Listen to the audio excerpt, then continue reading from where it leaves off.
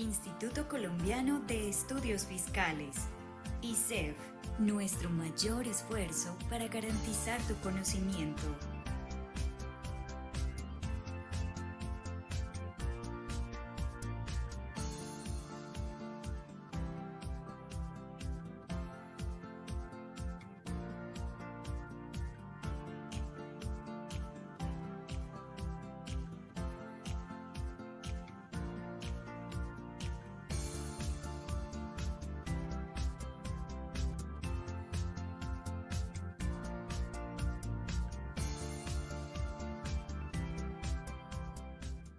Instituto Colombiano de Estudios Fiscales, ICEF, nuestro mayor esfuerzo para garantizar tu conocimiento.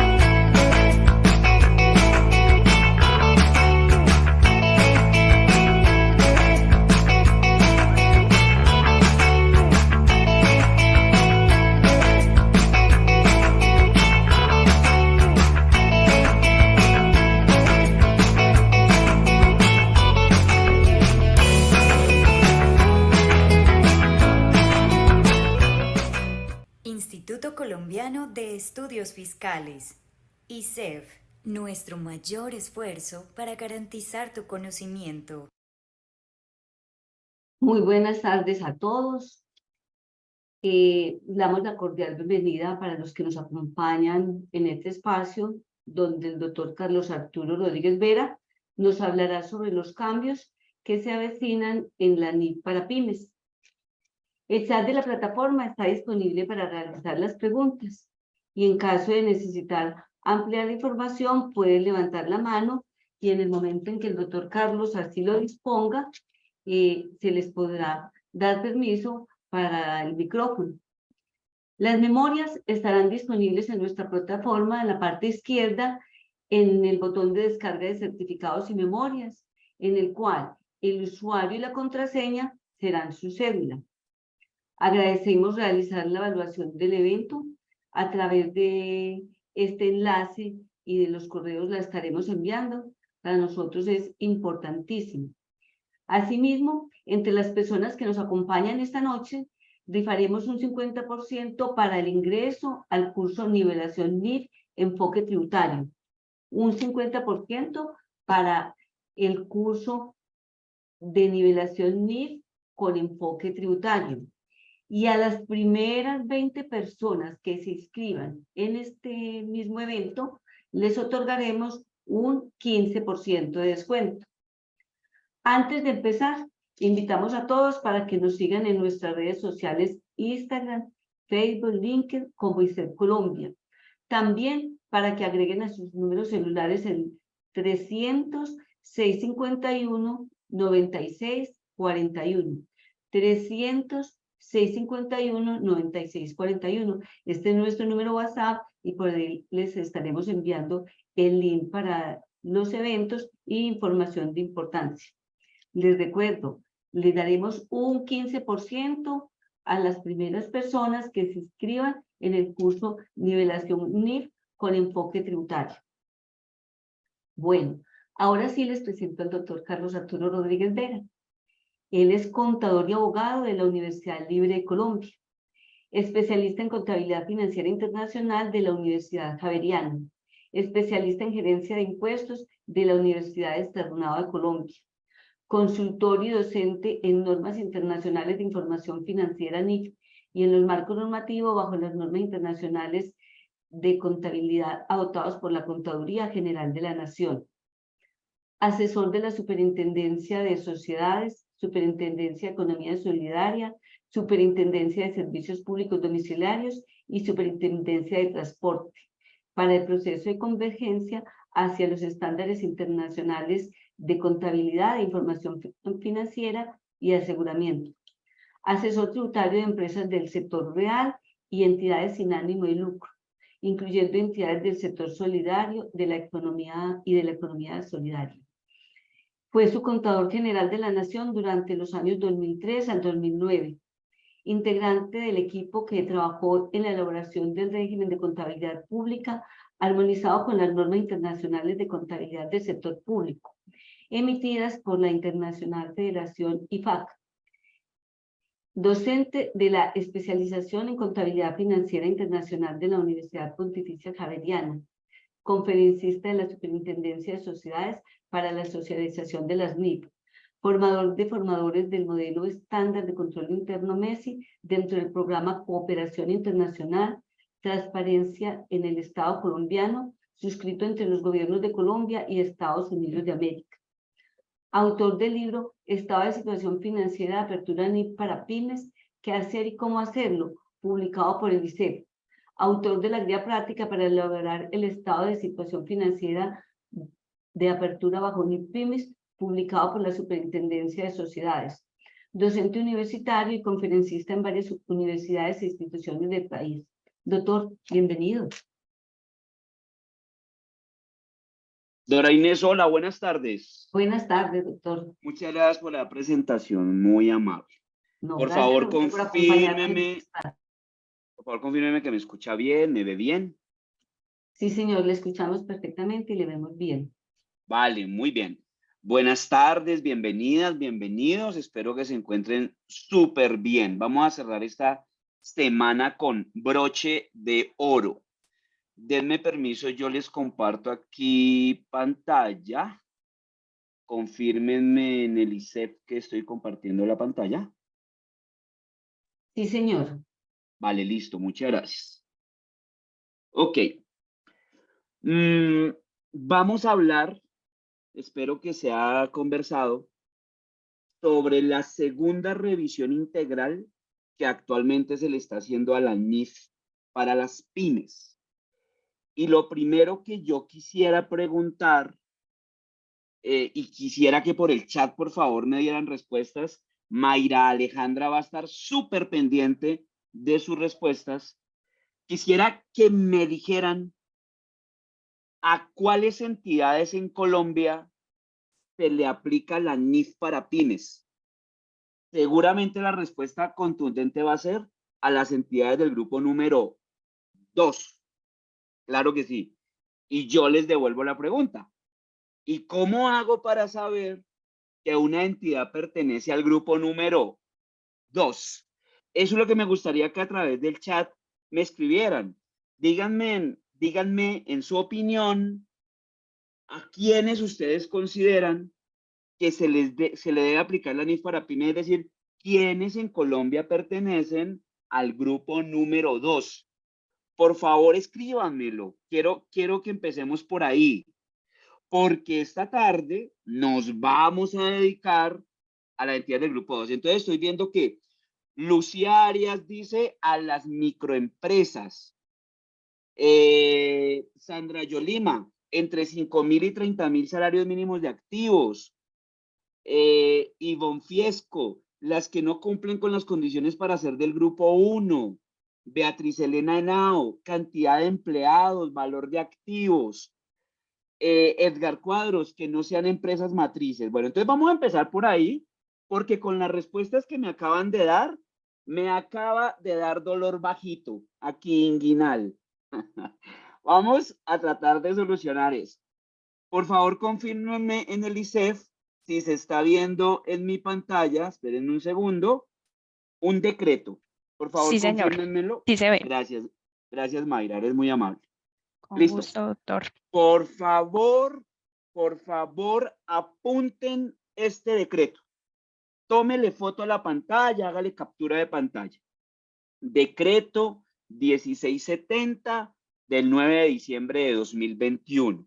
Bueno, A ese decreto, coloquialmente, lo conocemos como el decreto de la simplificación contable, coloquialmente.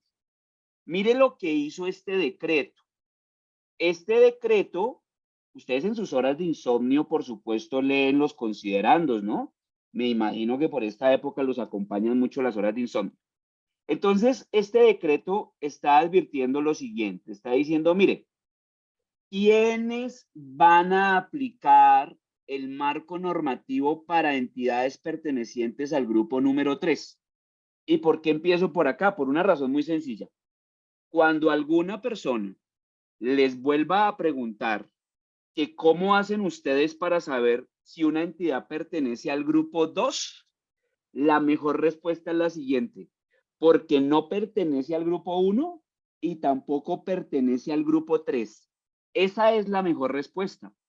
Además, porque esa respuesta se compadece con la definición jurídica. ¿A qué me refiero?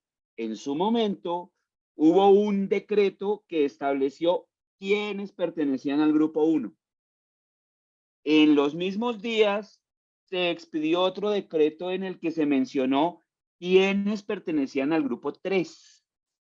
Y un año después se emitió un tercer decreto que decía: quienes no cumplan condiciones de grupo 1 y tampoco cumplan condiciones de grupo 3, automáticamente quedan clasificados en grupo 2. Es decir, que no existe un decreto que diga cuáles son las condiciones del grupo 2. En cambio, sí existe norma para saber quiénes son del grupo 1 y para saber quiénes son del grupo 3. ¿Vamos bien hasta ahí? Este decreto empieza diciendo, o mejor, modifica la conformación de las entidades del grupo 3. Entonces, díganme aquí, no se vayan a desconcentrar.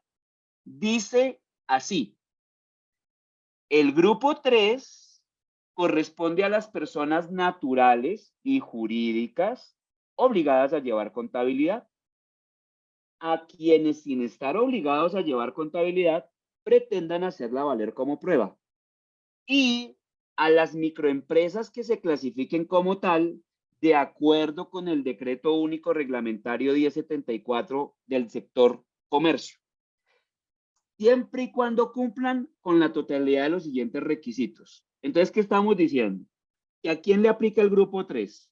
Primero, a personas naturales obligadas a llevar contabilidad. Segundo, a personas jurídicas obligadas a llevar contabilidad. Tercero, a quienes, sin estar obligados a llevar contabilidad, decidan motu propio llevarlo. Y cuarto, a las microempresas de acuerdo con la clasificación que se da. Recuerden que para saber si soy microempresa, el criterio exclusivo son los ingresos de actividades ordinarias. Es el único criterio. Ahora, Carlos, perdón.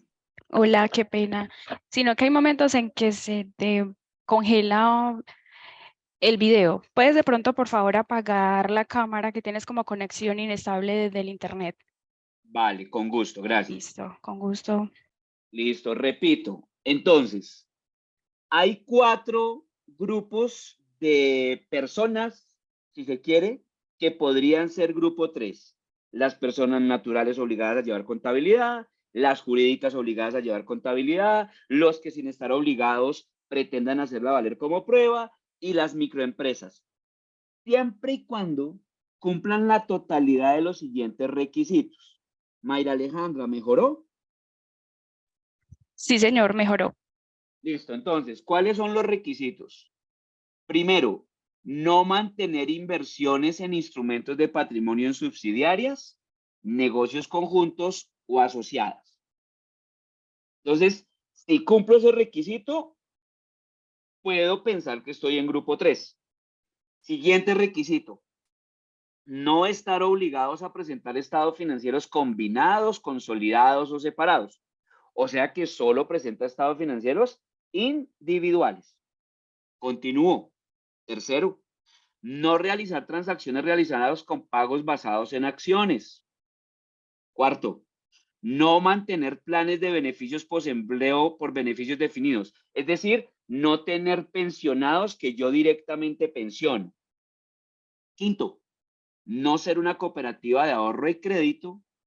Espérenme, yo lo vuelvo a marcar. Y por último, sexto, no obtener ingresos de actividades ordinarias que superen los topes de las microempresas. Insisto, eso se encuentra en el Decreto Único Reglamentario 1074 del sector comercio. Recuerden que para saber si soy microempresa, establezco el valor de los ingresos y está clasificado por sectores, ¿no? No es lo mismo el nivel de ingresos del sector comercio que del sector manufacturero, que del sector industrial. Entonces hay que ir al decreto para verificar. Fíjense que si yo cumplo todas estas condiciones, puedo predicar que soy grupo número 3. Si no cumplo, aunque sea una sola de esas condiciones, ya no soy grupo 3. Entonces, ¿seré grupo 2 o seré grupo 1? Esta clasificación de entidades del grupo 3 entró en vigor a partir del 1 de enero de 2023 por la mañana. Porque los criterios para ser grupo número 3, los que teníamos antes, es decir, hasta 500 salarios mínimos de activo total, hasta 6,000 salarios de ingresos totales al año, hasta 10 empleados. Esos criterios estuvieron en vigor hasta el 31 de diciembre de 2022 por la noche.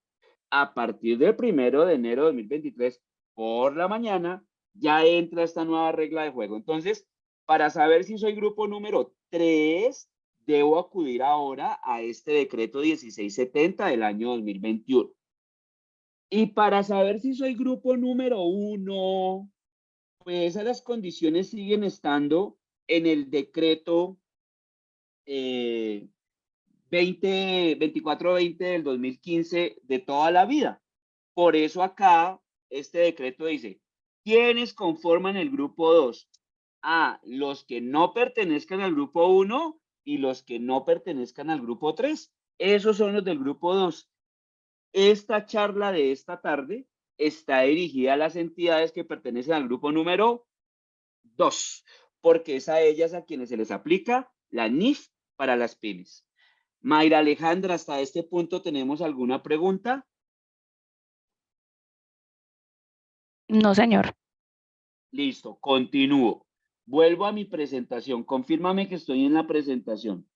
Confírmame, Sí, por señor. favor, que estoy en la presentación. Sí, Ok, está en la presentación. listo. Continuemos.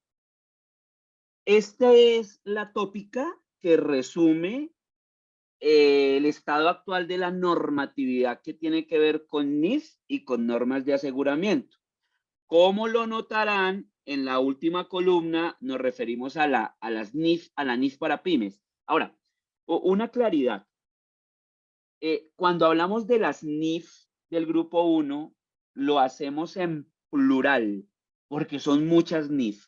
La NIF 1, la 2, la 10, la 14, vamos en la 18. Y además a eso súmele las NIC, que en su momento fueron 41. Entonces, por favor, cuando hablemos de las NIF del grupo 1, lo hacemos en plural porque son muchas. En cambio, cuando hablemos de la NIF para pymes, me arrodillo en pepas de mamoncillo. Digámoslo en singular, porque es un único estándar. La NIF para pymes es un único estándar que se subdivide en secciones, sí, pero es un solo estándar. Entonces, si usted llega a un cóctel de contadores, se acerca a un grupo de colegas y uno de ellos dice, ay, no, anoche estuve estudiando las NIF para pymes. Huyan de ese grupo no les conviene. Usted tiene que estar en un grupo donde le digan, anoche estuve estudiando la NIF para pymes. Ok, esa NIF para pymes tuvo una primera versión en el año 2009. Quienes prepararon el ESFA de las entidades del grupo 2 en su momento utilizaron la versión 2009 de la NIF para pymes, a pesar de que el ESFA lo hayan hecho el 1 de enero de 2015 por la mañana. ¿De acuerdo? Posteriormente tuvimos la primera enmienda o la primera modificación de la NIF para pymes. Y es lo que llamamos la versión Carlos. 2015. Señora, ¿de nuevo? Sí, señor, por favor. Vale, listo. Gracias. Ok. Nosotros en su momento tuvimos una primera enmienda o primera modificación a la versión 2009 y fue la versión 2015. Esa versión 2015 entró en vigor el 1 de enero de 2017. Es decir, una entidad del grupo 2 hoy en Colombia está aplicando la versión 2015 de la NIF para pymes. En ese momento hubo 3 cambios fundamentales, importantes, relevantes, para pasar de la versión 2009 de pymes a la versión 2015. El primer cambio importante es que a las entidades del grupo 2 se les permitió utilizar el modelo de reevaluación voluntariamente como política de medición posterior de las propiedades planta de equipo, lo que con la versión 2009 no se permitía. El segundo cambio importante es que los principios de reconocimiento y medición del impuesto diferido se alinearon con la NIC 12 que utilizan las entidades del grupo 1, porque anteriormente no lo estaban. Tercer cambio importante, se alinearon los principios de reconocimiento y medición de los activos de exploración de oil gas, es decir, lo que en NIF plena se llama NIF 6. Esos fueron los 3 cambios importantes para pasar de la versión 2009 a la versión 2015. ¿A qué nos vamos a enfrentar ahora? Y así se llama la charla de hoy. Los cambios que se avecinan en la nueva NIF para pymes. Pues concretamente vamos a tener una segunda revisión integral de la NIF para pymes. Es decir, que vamos a tener como una tercera versión. La primera versión fue en 2009, la segunda versión fue en 2015 y vamos a tener una tercera versión. La pregunta es, ¿cuándo la vamos a tener? ¿Cierto? ¿Cuándo va a ocurrir eso? Si quieren, hagamos acá algo chévere. Cuéntame, por favor, si se está viendo acá que estoy en el explorador de internet. ¿Sí? Sí, señor. Vale. Estoy en la página web oficial de la Fundación IFRS. Aquí pueden buscar proyectos. Dentro de proyectos buscan el plan de trabajo. Y en el plan de trabajo están todos los proyectos que el IASB está trabajando actualmente. Y por acá ubicamos el proyecto de la segunda revisión integral de la NIF para pymes. Y acá tienen toda la información. Por acá está la historia del proyecto, es decir, desde cuándo empezó la segunda revisión. Por allá en febrero del 2019 hubo el primer requerimiento de información. Actualmente estamos por acá, estamos haciéndole, se le hicieron ya los comentarios al último borrador y se espera que la NIF para pymes se emita en 2025. 2025. Aclarando que el IASB ha manifestado que la fecha de vigor, de entrada en vigor, será 2 años después, permitiéndose la aplicación anticipada. Ay, repita esa parte, Carlos, con gusto. Repito. Por ahora, lo que vamos a hacer hoy es contarles y que ustedes nos hagan preguntas sobre el contenido de alcance de la revisión que se está haciendo. Esa revisión culminará con una nueva norma, con la versión nueva de la NIF para pymes. Esa versión seguramente tendrá fecha 2025, pero el IASB, que es quien hace la norma, ha dicho, para darle seguridad jurídica a las entidades que aplicarán la norma, yo voy a decir que la norma entra en vigor 2 años después, o sea que seguramente entrará en el 2027. 2027. Sin embargo, el IASB también ha señalado que se va a permitir la aplicación anticipada. O sea que algunas entidades, si voluntariamente lo quieren hacer, incluso desde el mismo 2025 podrán aplicarlo. Esto a nivel mundial. Ahora ya vamos a ver cómo funciona aquí en Colombia. ¿Qué ocurre en el caso colombiano? Resulta que en Colombia la ley 1314 del 2009, que fue la ley que adoptó las NIF para Colombia, bueno, las NIF no, los estándares internacionales, señala que las normas que se adopten solo entran en vigor el segundo 1 de enero posterior a la fecha en que se emita el decreto mediante el cual se adoptan las normas. Ay, repita, con gusto. ¿Qué ocurre? Vamos a suponer que el decreto, vamos a suponer que la NIF para pymes efectivamente se emite en 2025, supongámoslo. Y digamos una fecha arbitrariamente. El 30 de junio del 2025 formalmente se emite la norma. Vamos a suponer que es así.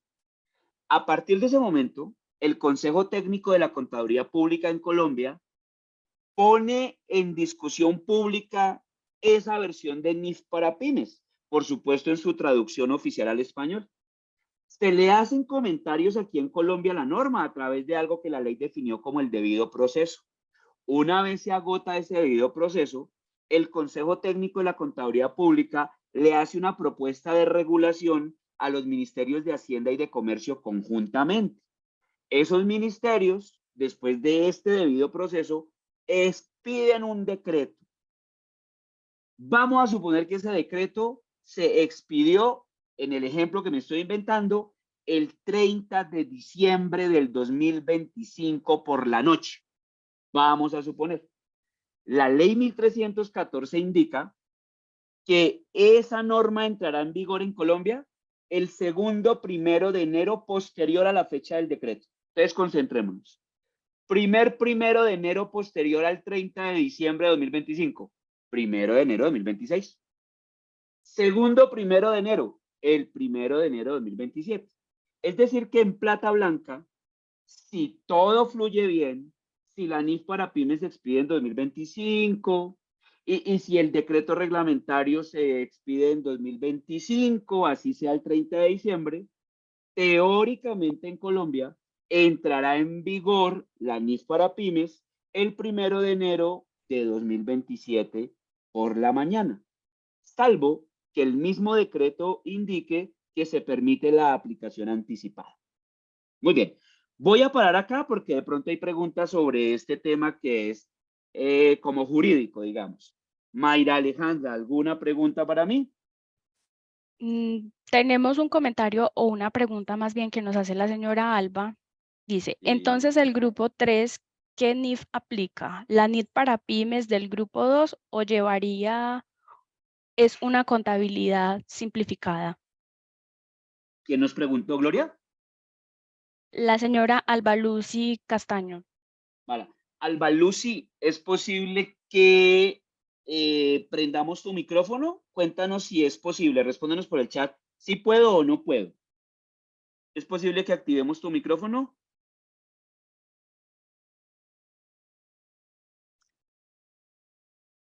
La señora Alba ya tiene habilitado el permiso para habilitar el micrófono. Mientras voy a hacer una pregunta, qué pena Carlos, que nos hace la señora Giner Bolaños. Nos responde la señora Giner la señora Alba, perdón, que no puede en el momento. Bueno, entonces espérame, le contestamos de una vez a Alba. De acuerdo. Si se interrumpe el video, me avisas. Alba, las entidades del grupo 3 aplican un marco normativo que se denomina contabilidad simplificada. Lo encuentras en el anexo 3 del decreto 2420 del 2015.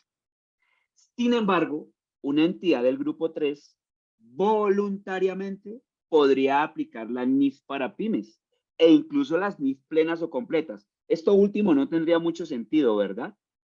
¿Por qué ocurren este tipo de circunstancias? Uno a veces como microempresa va al sector financiero a acceder a crédito y el sector financiero le dice, no, tráigame unos estados financieros, y entonces uno lleva los del grupo 3 y como están medidos al costo y no tienen impuesto diferido y no tienen flujo de efectivo, entonces el banco a veces se resiste y nos pide el favor que mínimo le llevemos NIF pymes. Entonces a veces algunas entidades del grupo 3 voluntariamente optan por utilizar la NIF para pymes, pero en estricto sentido, la norma que les aplica es lo que llamamos la contabilidad simplificada. Listo, siguiente pregunta, Mayra. Sí, señor. La pregunta es de la señora Giner Bolaño. Si encuentro que en el proceso de NIF en una empresa que aplicaron grupo 2, quien hizo el proceso lo llamaron convergencia, ¿debería manifestar a la administración que el proceso fue adopción o no hay ninguna implicación? No, Giner, digamos que esos verbos que se utilizaron en su momento no tienen ninguna connotación jurídica. Adicionalmente, aprovecho para explicar lo siguiente. Cuando uno hizo el ESFA y le quedaron las utilidades retenidas del ESFA, algunos le llamaron ganancias retenidas, otros le llamaron efectos de la adopción por primera vez. Bueno, esos nombres para nada afectan el efecto jurídico y contable que se deriva de ellos, entonces no hay ningún problema. ¿Alguna otra pregunta, Mayra? No, señor, no tenemos más preguntas. Vale, vuelvo a compartir la pantalla. Te pido el favor que si tenemos problemas con la internet me avises. Sí, señor. Listo. Espérame, yo escondo por acá para que me deje poner pantalla completa. Listo. Bueno, entonces, ¿por qué se lleva a cabo una segunda revisión integral? Porque el IASB prometió que cuando se hubieran aplicado la NIF para pymes por lo menos 2 años, empezaría una segunda revisión integral. No hay que perder de vista que el IASB en sus inicios se resistió a emitir una norma para pymes, porque el IASB, el interés que tenía originalmente era regular la contabilidad para entidades que fueran de interés público, es decir, o que cotizaran sus valores en un mercado público o que administraran recursos del público. No le interesaban las pymes en su momento, sin embargo, debido a la presión que se ejerció sobre el IASB, se normatizó pymes y se comprometieron a que regular o periódicamente se iba a hacer una revisión. Pero fíjense que la NIF para pymes tiene un poco más de estabilidad que la NIF plena. Las NIF plenas tienen constante evolución, de hecho evolucionan con mayor velocidad. Fíjense que nosotros empezamos en el 2014 con la NIF pymes versión 2009, después a los 5 años tuvimos la versión 2015 y como 6 o 7 años después vamos a tener la versión 2025, si todo sale bien. Ok. Cuando empezó todo este tema de la revisión integral, el IASB se concentró en 3 ejes temáticos. Primero, ¿qué temas de carácter estratégico y general deberían revisarse? Y eso tiene que ver con el marco conceptual de la información. Segundo, ¿cuáles de las normas de las NIF plenas se pueden alinear o por lo menos ajustar en la NIF para pymes?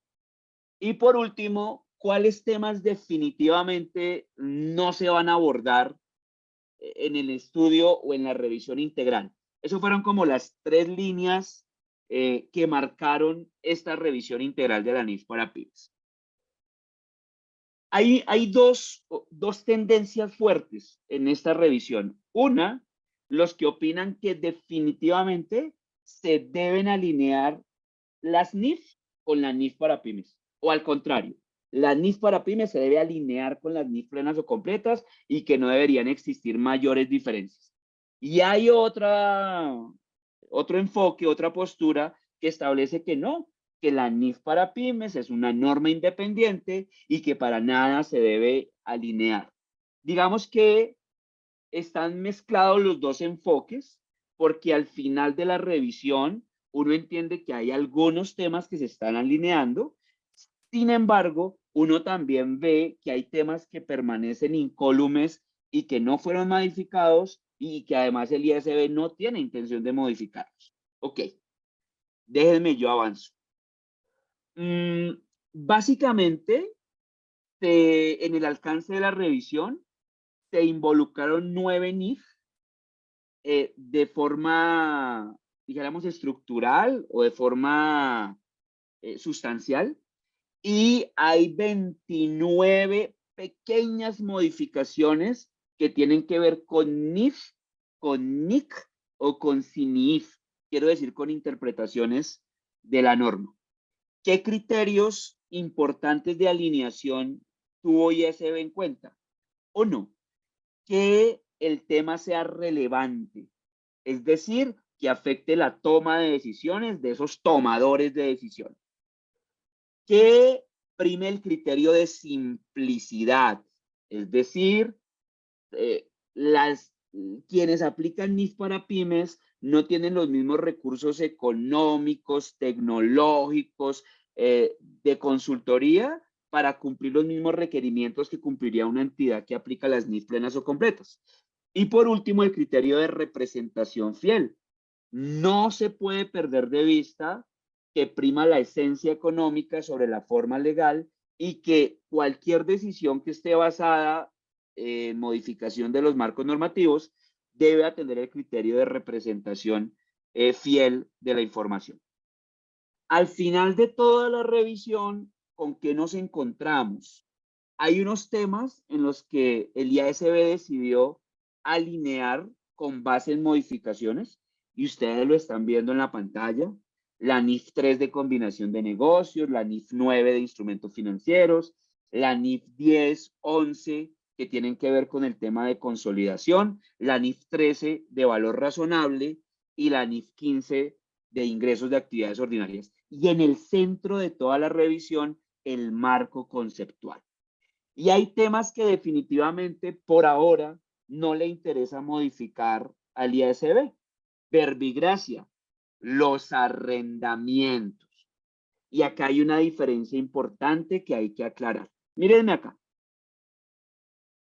Las entidades del grupo número 2 que siguen aplicando la sección 20 de pymes, donde se regulan los arrendamientos, para ellas sigue siendo imprescindible desde la óptica del arrendatario establecer si el arrendamiento es financiero u operativo, porque de ello depende cómo se comporten contablemente.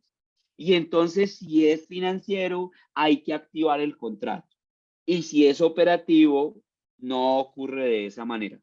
Luego, para quienes utilizan la NIF para pymes, es un requisito sine qua non establecer si el contrato es financiero u operativo, desde lo contable.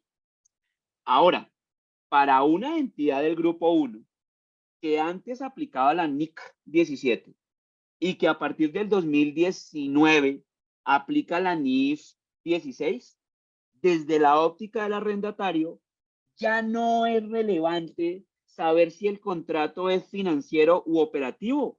Eso perdió todo sentido. Ya eso no se pregunta.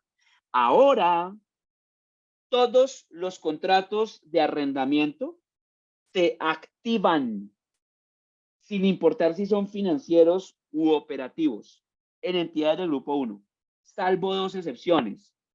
Primera, que el activo subyacente tomado en arriendo sea de bajo valor. Segundo, que el plazo del contrato no supere los 12 meses. Salvo esas dos excepciones, las entidades del grupo número 1 tienen que activar el contrato. Y eso supone un esfuerzo importante a nivel financiero, técnico contable, etc. Pero adicionalmente, eso genera una brecha importante en materia tributaria, porque el artículo 127-1 de nuestro estatuto tributario estaba perfectamente alineado con la antigua NIC 17, sigue alineado con la actual sección 20 de pymes, pero no tiene nada que ver con la nueva NIF 16.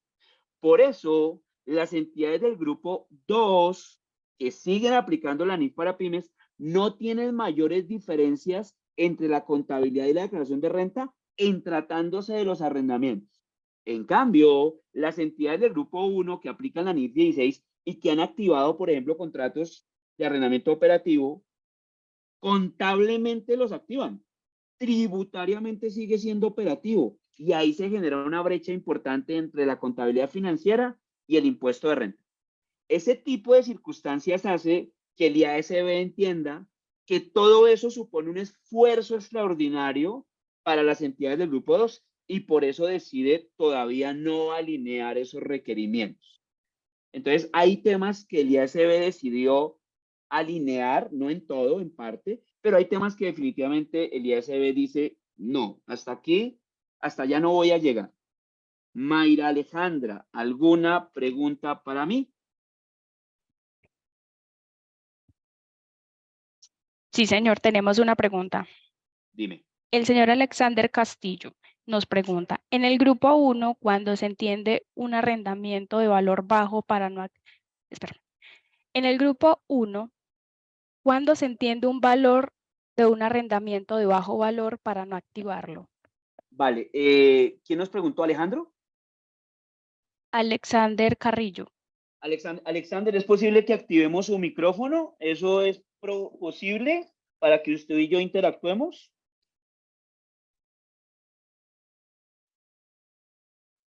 Ya tiene habilitado el permiso, señor Alexander, lo escuchamos.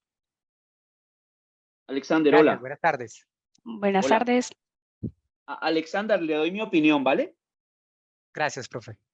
En mi criterio, el estándar internacional no dice dónde empieza bajo valor y dónde termina bajo valor.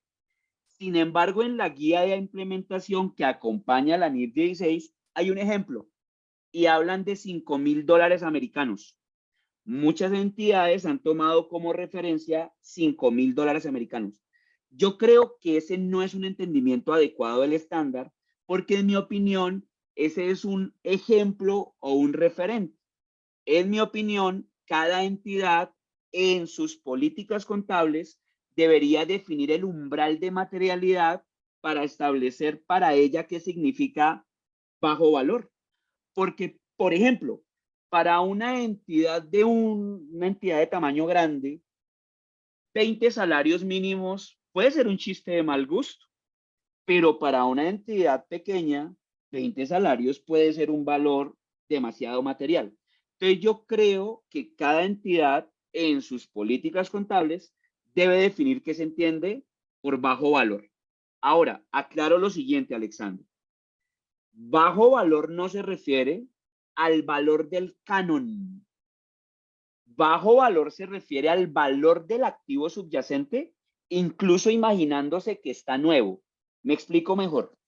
Si yo, entidad del grupo 1, tomo un arrendamiento, un local comercial, puede ser que el arrendamiento mensual sea de 10 millones de pesos y entonces al año pague 120 millones de pesos. Alguien podría decir, ese valor no es material para mí. No, la norma no se refiere al canon de arrendamiento. La norma se refiere al valor del activo que estoy tomando en arrendamiento, incluso suponiendo que el activo está nuevo. Alexander, ¿fui claro? Sí, doctor, muchas gracias. Sí, aclaré algunas inquietudes que tenía al respecto porque sí, digamos que pues lo que hacemos dentro del análisis es proyectar los canon al tiempo del contrato y Sí. digamos que por política sí pues nos pegamos a los $5,000 que decía ahí La el guía. anexo. Sí, sí, señor, la guía, Sí. perdón. Y Okay. pues digamos que lo hemos manejado bajo esa lógica, pero sí, sí me llama la atención lo que tú dices acerca de pues validar la materialidad y si ese bajo valor sí estaría dentro de ese umbral como compañía Listo. para poderlo seguir manejando. Alexander, si está tomando nota, le pido el favor que tome esta nota, y Claro esta que sí. noche cuando esté a solas la pasa, ¿listo? Y le pone allá, querido diario. Bueno, Entonces, querido diario, tanto las NIF plenas o completas como la NIF para pymes están basadas más en principios que en reglas. Me explico mejor. Nosotros los contadores estamos muy acostumbrados a las reglas. A nosotros nos gustaba que nos dijeran cada cuántos años había que hacerle avalúo técnico a los activos. Antes la norma colombiana decía cada 3 años. A nosotros nos gustaba eso. A nosotros nos gusta que nos digan exactamente un activo a cuántos años se deprecia. Dígame cuánto es exactamente el bajo valor. Las NIF no funcionan así. Las NIF están basadas en principios. Entonces la norma le dice, revise que sea de bajo valor. Y entonces uno debe imprimirle juicio profesional al análisis que hace. Por eso a mí me fascinan las NIF, porque hay que imprimirle juicio profesional. Entonces, querido diario, las NIF están basadas más en principios que en reglas. Muy bien, gracias, Alexander. Mayra, Gracias, muy ¿más amable. preguntas? Con gusto. Sí, señor. Tenemos Dime. una pregunta. El señor Jaime Danilo nos dice, ¿qué enfoque económico tuvo IAPS para determinar que las propiedades de inversión en pymes no se pueden llevar al costo y se tengan que repartir dividendos sobre ingresos que no se han realizado? Decir ¿Quién no? grupos, Espérame. sí, ¿Quién nos señor. preguntó? Jaime Danilo Salinas. Jaime Danilo, ¿es posible que active su micrófono? Ya tiene el permiso habilitado, señor Danilo. Jaime Danilo, hola. Hola, hola, hola. Hola. Jaime Danilo, yo tengo una interpretación Hola, diferente hola, a la hola. que... Hola, Doctor, yo ¿cómo lo está escucho. usted? Bien, súper bien. Bueno, me alegra mucho. Jaime Danilo, yo tengo una interpretación diferente a la que usted acaba de manifestar. Confírmeme, por favor, que está viendo la NIF para pymes en pantalla. Sí, correcto. ¿Listo? Voy a acudir al párrafo 16.7. Por favor, confírmeme que lo está viendo. De acuerdo, sí, está bien. Listo. Voy a utilizar acá, dice, medición posterior al reconocimiento. Obvio, estoy en la sección de propiedades de inversión. La norma dice así, 16.7. Las propiedades de inversión cuyo valor razonable se puede medir de manera fiable sin un costo o esfuerzo desproporcionado, se medirán al valor razonable en cada fecha sobre la que la informa, reconociendo en resultado los cambios en el valor razonable. Y más adelante dice, al final, una entidad contabilizará todas las demás propiedades de inversión utilizando el modelo del costo de la sección 17. ¿Qué quiere decirle, Jaime Danilo? La norma no dice que usted mide las propiedades de inversión a valor razonable todas, no. Usted solo mide a valor razonable las que pueda medir sin que para usted suponga un costo o esfuerzo desproporcionado. Voy a ponerle un ejemplo. Yo tengo que contratar un evaluador y él me cobra mucho dinero en mi criterio. Digo, no, para mí es muy costoso eso. Me mantengo al costo, Jaime Danilo. Doctor, pero en mi pregunta que de pronto no se terminó de leer, estoy hablando del costo desproporcionado y efectivamente digo yo un ejemplo ahí, Sí. a manera de ejemplo digo, debo hacer los avalúos técnicos porque pues son propiedades de inversión y de pronto no está toda, la empresa no tiene toda la capacidad para poder evaluarlos. Y yo digo, el ejemplo, una propiedad de inversión 600 millones y un costo yo podría discutir que mis costos de proporcionado de esos avalúos son 2 millones de pesos. ¿Qué podría yo ser desproporcionado? 2 contra 600 que va la propiedad de inversión, pero entonces no es un criterio, ¿no? Claro que sí. Jaime Danilo, insisto, la norma internacional no establece dónde empieza costo o esfuerzo desproporcionado y dónde termina. Es un problema de juicio profesional. Fíjese que en su ejemplo, yo no lo contrastaría contra el valor del bien. Yo, por ejemplo, lo revisaría contra el valor de la utilidad neta después de impuestos, por ejemplo. O sea, quiero decir que se debe utilizar el juicio profesional para señalar si hay costo o esfuerzo desproporcionado. Pero por favor no entienda que la NIF para pymes lo obliga a que usted mida valor razonable. Si usted es capaz de demostrar que en su caso concreto hay un costo de esfuerzo desproporcionado, pues mide al costo. Bueno, está bien. Listo, Es muy bien. difícil, es difícil ese costo desproporcionado, en verdad.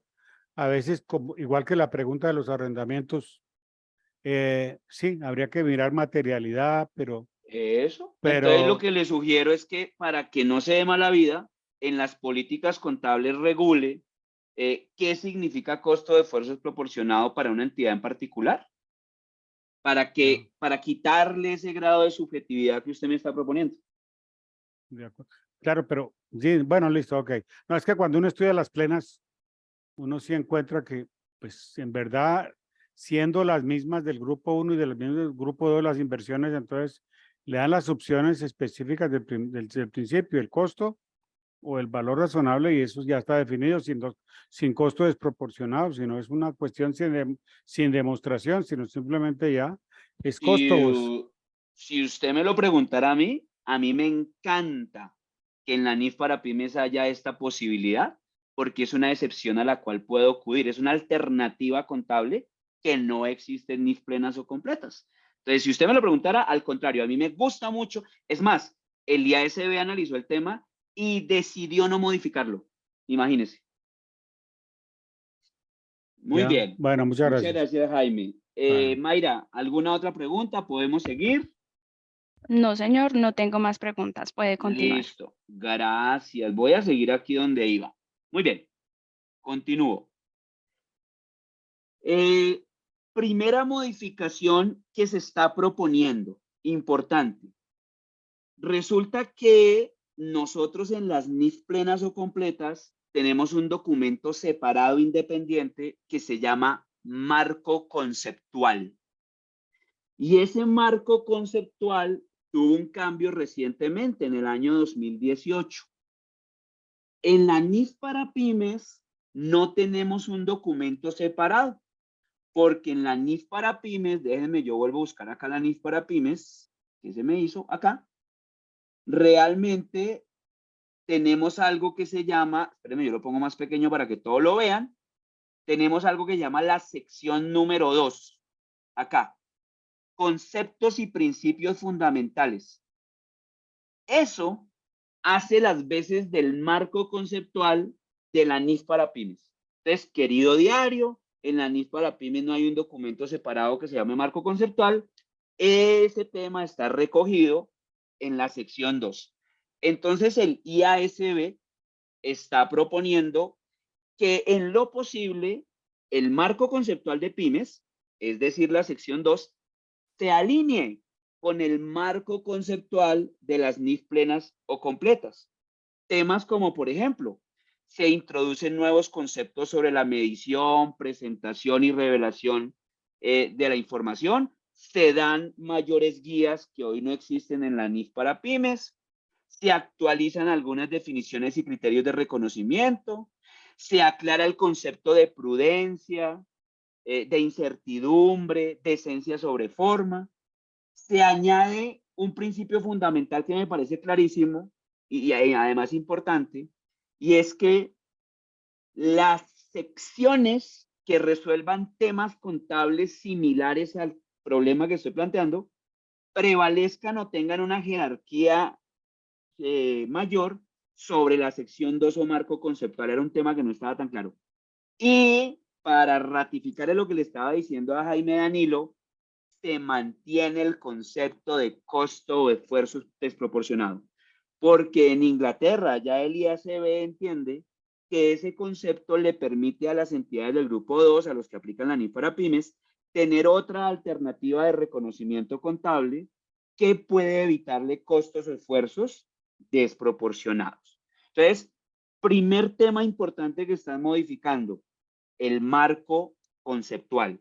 Nos estamos alineando más con el actual marco conceptual de las NIF plenas o completas.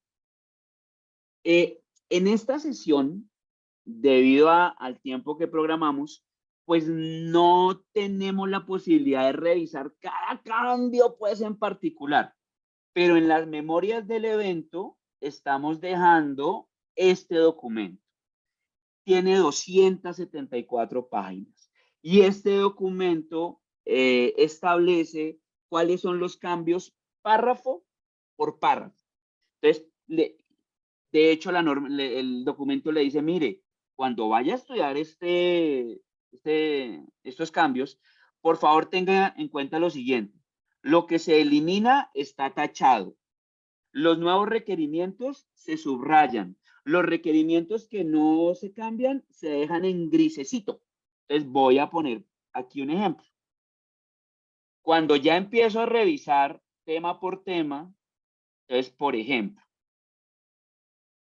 fíjense, lo que está tachado está siendo modificado.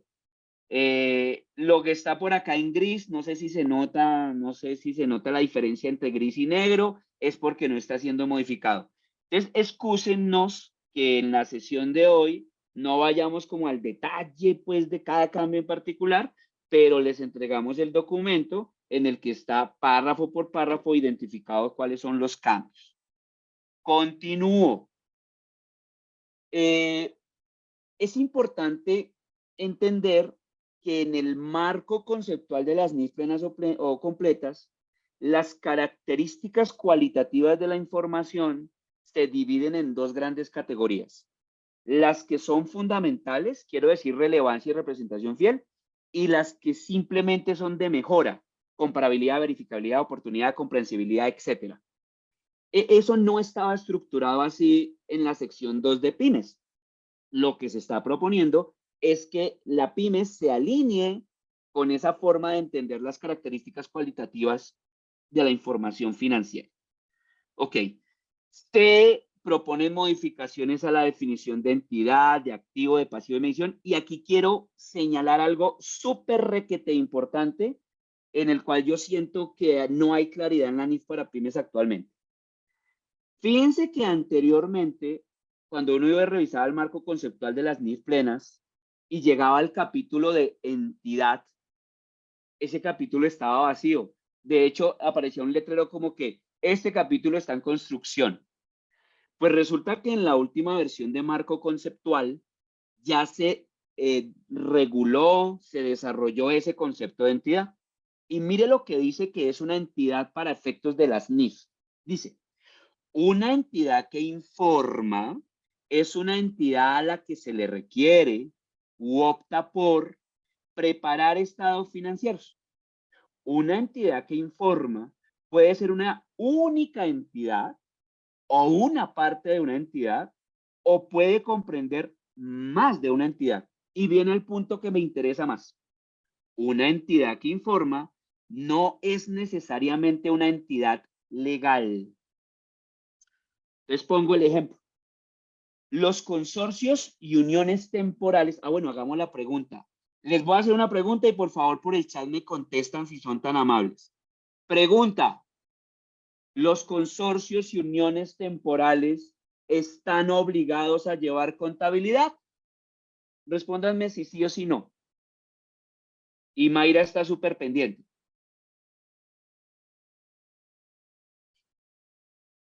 Natalia Delgado. Natalia, ¿podemos activar tu micrófono? Y Sef, por favor, ayúdenme con Natalia Delgado. Natalia, ¿podemos activar tu micrófono? Ya tiene el permiso habilitado para que pueda intervenir, señora Natalia. Hola, Natalia, ¿cómo estás? Hola, buenas tardes, ¿cómo están? Hola, súper. Natalia, una pregunta. ¿Por qué tienes la concepción que sí, que los consorcios de uniones temporales sí están obligados a llevar contabilidad? ¿Por qué tienes esa idea? Yo trabajo con un consorcio y llevamos contabilidad. Lo que pasa es que hacemos un cierre y le entregamos el informe al consorciado, que es el responsable del porcentaje que le corresponde, pero Bueno, tenemos la obligación te voy normal. a volver a hacer la pregunta. ¿Los consorcios y uniones temporales están obligados a llevar contabilidad? Tú te mantienes que sí, ¿verdad? Pues yo, Natalia, ¿estás viendo en la pantalla un documento? Dime ese documento que dice. espérame.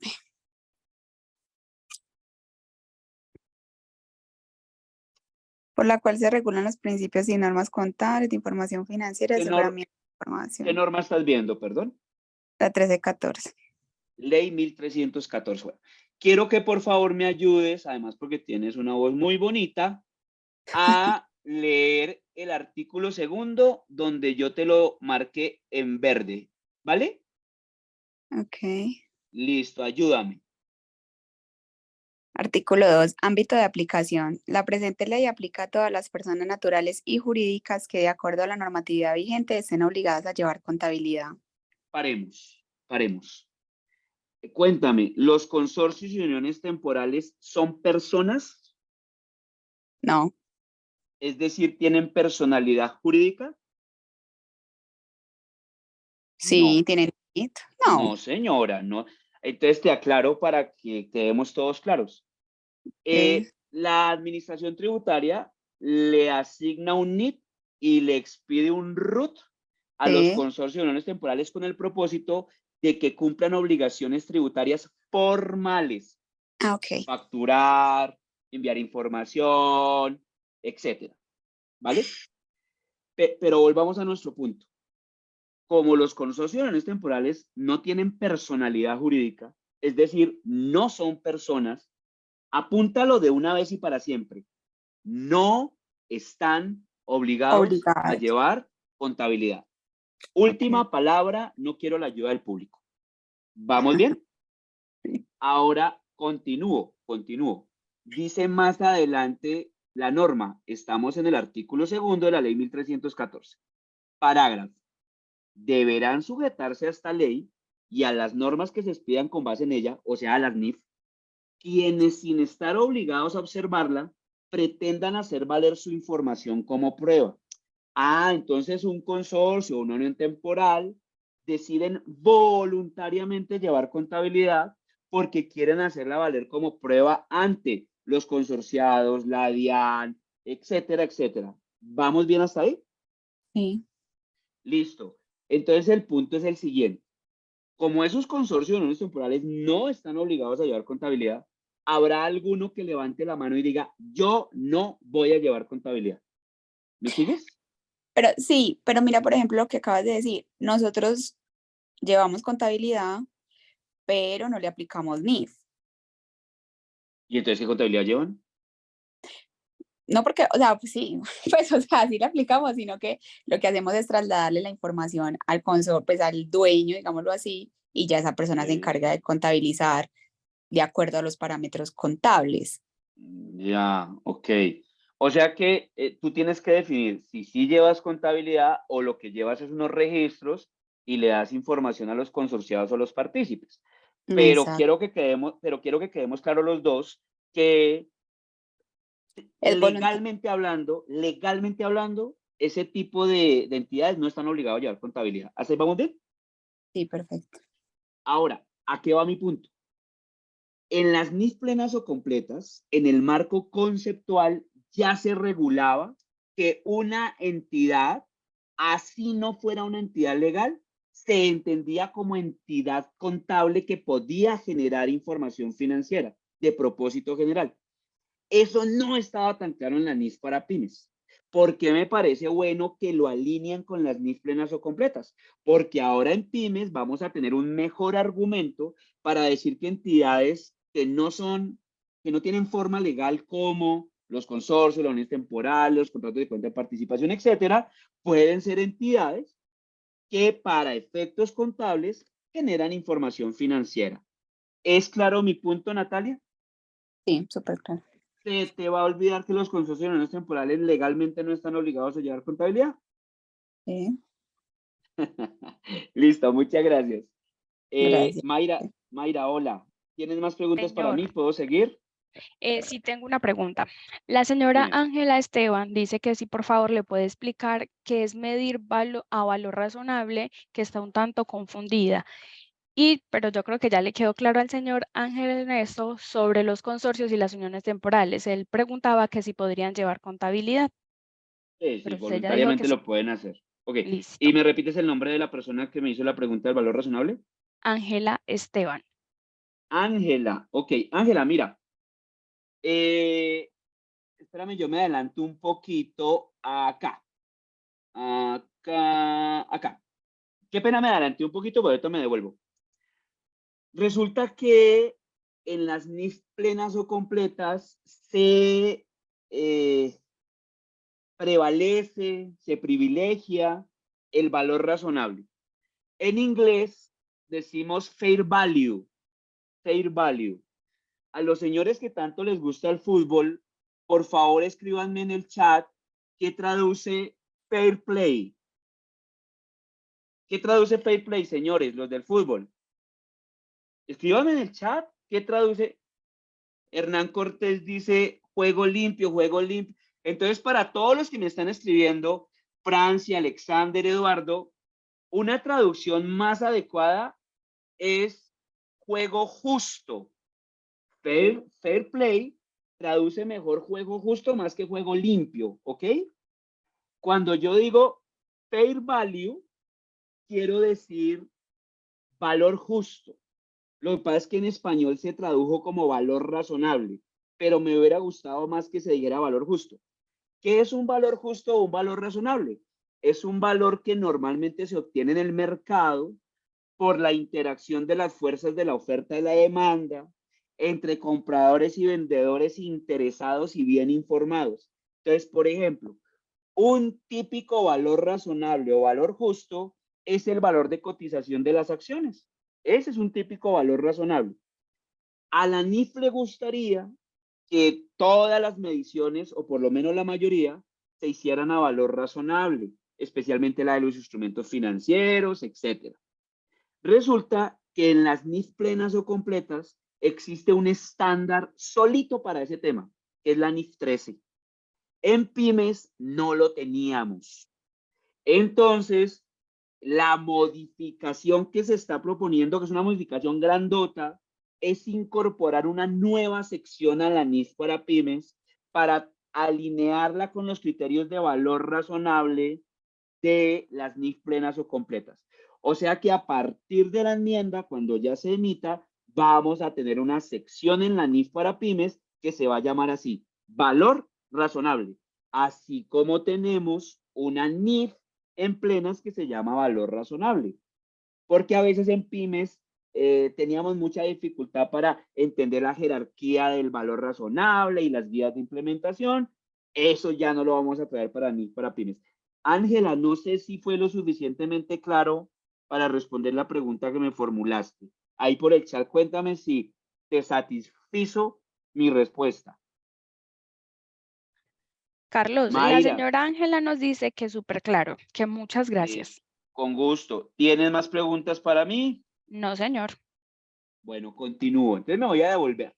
Acuérdense, primera modificación importante, acá, la alineación con el marco normativo, ¿cierto? Temas importantes, se modifican algunas definiciones, se jerarquizan las características cualitativas de la información y en temas como la definición de entidad se alinean. Tema muy importante. Ok. Segunda modificación importante, las combinaciones de negocios. Y aquí voy a tratar de dar alguna claridad. Una combinación de negocios, por definición, es la compra en todo o en parte de un negocio. Repito, ¿qué es una combinación de negocios? La compra en todo o en parte de un negocio. La mayoría de personas asimilan esto a las fusiones, por ejemplo. Sí, las fusiones son un tipo de combinación de negocios, pero no es la única forma. Entonces, ¿qué ocurría? En plenas tenemos la NIF número 3 y en la NIF número 3 hay muchos temas supremamente claros de cómo se debe utilizar el método de la adquisición para hacer combinaciones de negocios, de algunas particularidades del método de adquisición, como por ejemplo la contraprestación contingente que se pacta, que hace parte del negocio, la definición misma de negocio. En pymes, desafortunadamente, no teníamos las mismas claridades. Incluso la definición de negocio distaba de la que tenemos en plenas. Entonces el IASB lo que está proponiendo es que se alineen ese tipo de criterios desde la misma definición de negocio, que se entienda cómo debe aplicarse el método de adquisición y para eso se incorporan guías que sí existen en las NIF plenas, pero que no existen en la NIF para pymes. Entonces, un segundo tema importante, relevante, es todo el tema de la alineación que se está haciendo con la combinación de negocios. ¿Y esto por qué es relevante? Porque es en este estándar, tanto en la NIF 3 como en la sección 19 de pymes, en donde surge lo que llamamos como goodwill o plusvalía. Entonces, por eso es tan importante que estén lo mejor alineados posibles para que no tengamos distorsiones del cálculo de goodwill o plusvalía en entidades del grupo 1 y en entidades del grupo número 2. Muy bien. ¿Preguntas sobre este tema, Mayra? No, señor, no tenemos preguntas. Gracias. Continúo. Tercera modificación importante. Los instrumentos financieros. En la NIF para pymes existen las secciones 11 y 12 que regulan esa materia. En NIF plenas o completas existe la NIF 9. Lo que sucede es que cuando se construyeron las secciones 11 y 12, la NIF 9 estaba en un proceso de evolución para llegar a su versión final. Incluso la sección 11, por ejemplo, permitía la aplicación de criterios que existían todavía en la NIC 39, que fue el antecedente de la NIF 9. Imagínense esa desalineación que teníamos tan grande. Entonces, esta revisión integral de la NIF para pymes está proponiendo alinear los criterios de sección 11 y 12 con la NIF 9. Y acá hay temas importantes. Concéntrense en mí.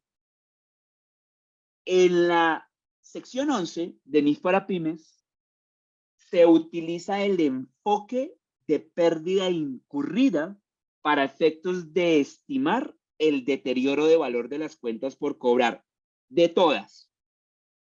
Enfoque de pérdida incurrida. ¿Qué significa eso? Que ya debió haber ocurrido algo que yo pueda comprobar que me invite a pensar que mi activo financiero se está deteriorando. En cambio, en la NIF 9, que utilizan las entidades del grupo 1, el enfoque para efectos del deterioro es totalmente diferente. Allá se utiliza el enfoque de pérdida esperada. ¿Qué traduce eso? Que sin necesidad de que haya ocurrido un hecho que yo pueda verificar, yo puedo deteriorar cuentas por cobrar con la expectativa que tenga de ese deterioro futuro. Ok.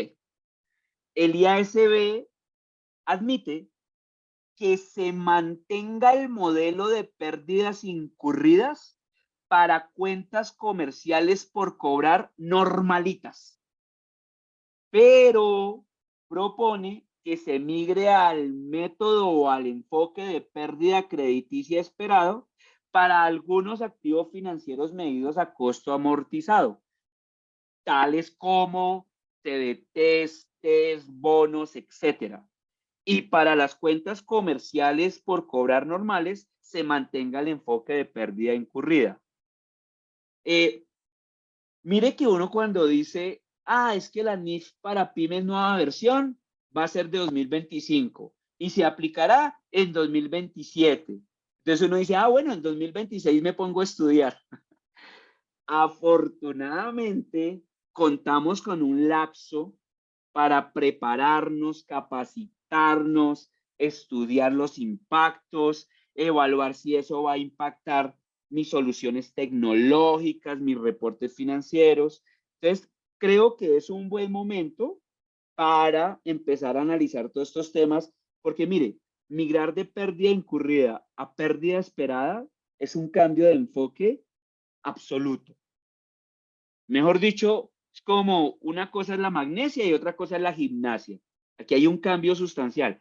Este tipo de cambios hay que sensibilizarlos con la gerencia, con los demás procesos, cartera, por ejemplo, para establecer cómo nos van a impactar.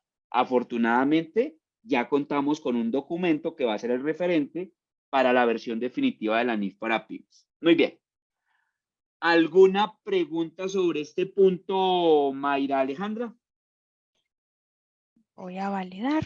Vamos a mirar. Sí, Vale. señor. El señor Jaime Dime. nos pregunta o nos dice más bien, ¿qué cambios o alineaciones trae el IAS PET para la cobertura en el caso de pymes, tales como Forward.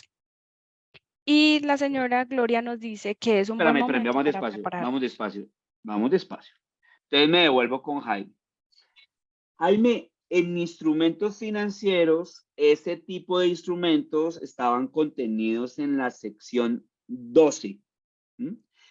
Esas dos secciones, la 11 y la 12, se van a fusionar y van a quedar como sección 11. Entonces, hay unos criterios de simplificación para contratos de garantía financiera, ¿sí? Pero específicamente en el tema de derivados, no hay propuesta del IASB de modificación. Listo, muy bien. ¿Y qué me decías de la señora Gloria? Nos estaba haciendo un comentario y nos decía que es un buen momento para prepararnos. Claro, es que yo no sé, pero les pregunto a todos, ¿ustedes normalmente qué hacen de 10 de la noche a 6 de la mañana? Yo en lo particular, pues, oficios de la DIAN, conceptos del Consejo Técnico, propuestas de modificación de la NIF para pymes, porque uno ve muy lejos el 2027 y no es verdad, no está tan lejos. Bueno, muy bien. Cuarta modificación importante, lo que llamamos el paquete de consolidación, es decir, la NIF 10, que habla de estados financieros consolidados, que tiene su par en la sección 9 de pymes. La NIC 28, que habla de inversiones en asociadas, que tiene su par en la sección 14 de pymes. La NIF 11, que habla de inversiones en negocios conjuntos, que tiene su par en la sección 15 de la NIF para pymes. ¿Qué ocurre? Que esas secciones, la 9, la 14, la 15, estaban alineadas con las versiones anteriores de NIF 10, NIF 11 y NIF 28, antes de que se hiciera la modificación. Entonces el IASB siente la necesidad de alinear ese tipo de criterios. Entonces, temas importantes. Se actualizan los conceptos de control, influencia significativa y control conjunto.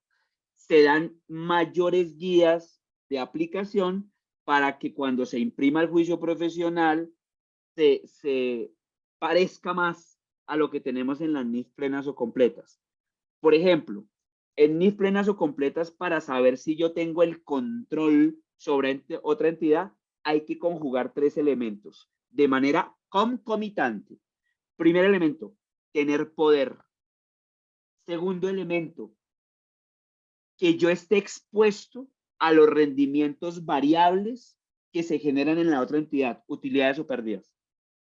Y tercero, que haya un nexo causal, es decir, una relación de causalidad entre el poder que ejerzo y los rendimientos variables que se generan. Todos esos elementos están previstos en la NIF 10. Incluso hay un apéndice de implementación como de 85 párrafos. Eso no lo teníamos en NIF para pymes. Entonces la idea es que nos traigamos todos esos conceptos de control conjunto, para poderlos aplicar de mejor manera en la nueva versión de NIF para pymes.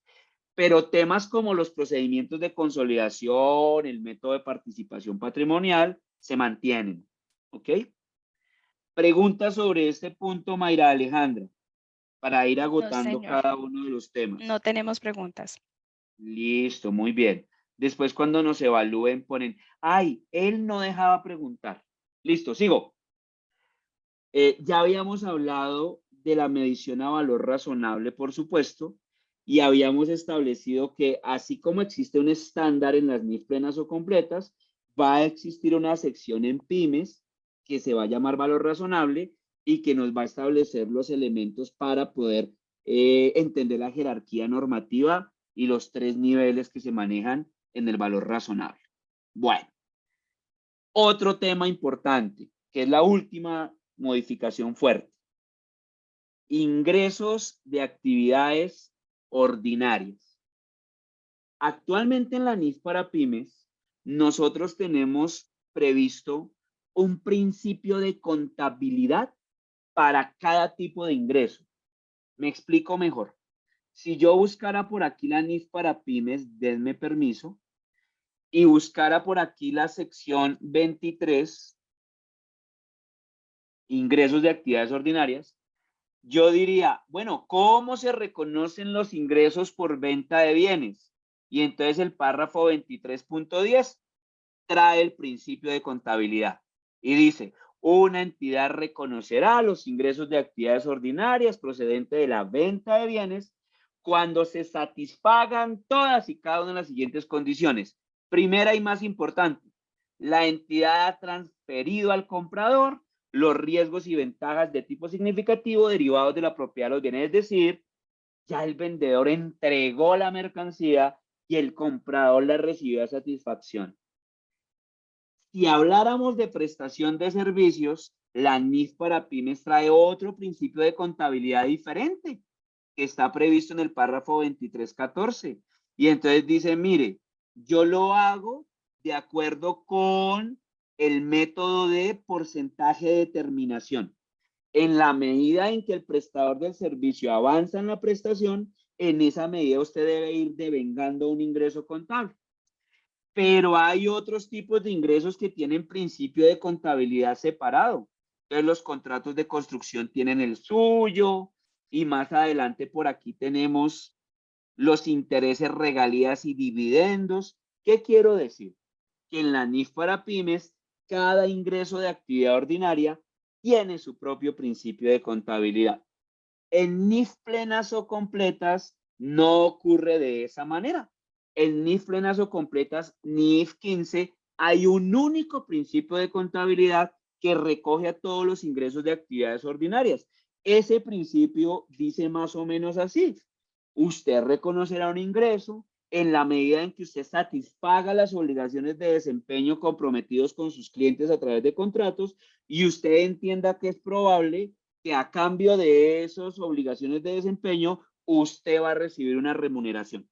Entonces, el NIF 15 se engloba o se recoge en un solo principio de contabilidad todos los otros que estaban disgregados en la NIF para pymes. Y más importante que eso, en NIF plenas o completas, quiero decir NIF 15, hay unos pasos que se deben agotar para poder reconocer un ingreso en la contabilidad. Paso número 1, identificar los contratos con el cliente. Paso número 2, identificar los compromisos del contrato o las obligaciones de desempeño. Paso número 3, determinar el precio total de la transacción. Paso 4, asignar el precio de la transacción a cada obligación de desempeño. Y paso 5, donde los contadores somos protagonistas de novela, reconocer los ingresos en la medida que o cuando se satisfagan las obligaciones de desempeño. Toda esa lógica que existe en la NIF 15 no existe en la sección 23 de pymes. Lo que se pretende ahora con la revisión integral es alinear la sección 23 con esos principios de contabilidad de la NIF 15. Eso, por supuesto, requiere no solamente la intervención del contador, sino de la gerencia, del área jurídica, de tecnología, etcétera, etcétera. Digamos que se va a sofisticar un poco más el reconocimiento de los ingresos de actividades ordinarias. Mayra Alejandra, ¿preguntas sobre este otro tema? Tenemos por acá un comentario que nos hace la señora Natalia. Eso hace que no coincida con la parte fiscal. Y el señor Edgar nos pregunta, ¿cómo aplica cuando los ingresos... Paremos. Natalia, ¿qué Natalia es, perdón? La señora Natalia Delgado. Natalia, por favor activemos el micrófono porque no puedo dejar pasar por alto tu comentario. Voy a dejar de compartir pantalla un segundito para buscar algo por acá. Natalia, hola. Interactúa Hola. conmigo, por favor. Natalia, hola. ¿Por qué me dices que en tu criterio eso desalinea lo tributario? Bueno, lo que pasa es que, digamos que yo tengo que emitir la factura ¿cierto? Yo emito Sí, una factura porque el cliente me la solicita para poder cumplir con el sí, proceso.